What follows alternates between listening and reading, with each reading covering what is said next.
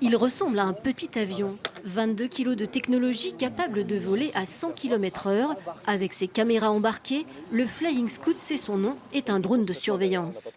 En expérimentation pendant quelques jours dans la baie de Saint-Brieuc, cet engin volant permet d'observer tout ce qui se passe sur une zone de 2000 km². Le lancement s'opère par catapulte.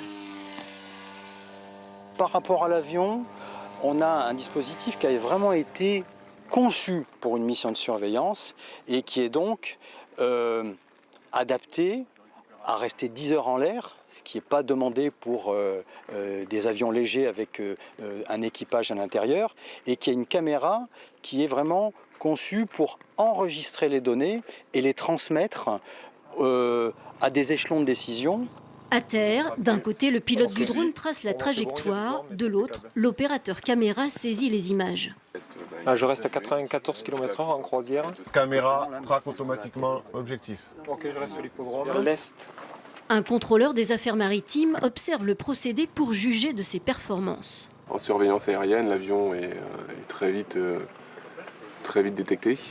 Donc le drone nous permet d'être très discret. On peut constater l'action de traction, on peut constater l'immatriculation, le nom du navire. On peut bien voir s'il est en action de pêche.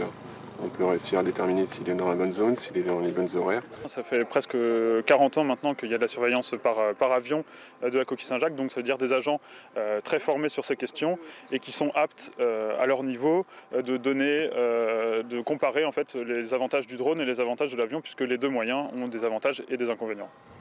Ce sont les tout premiers tests, d'autres expérimentations seront nécessaires avant d'adopter ce nouvel outil.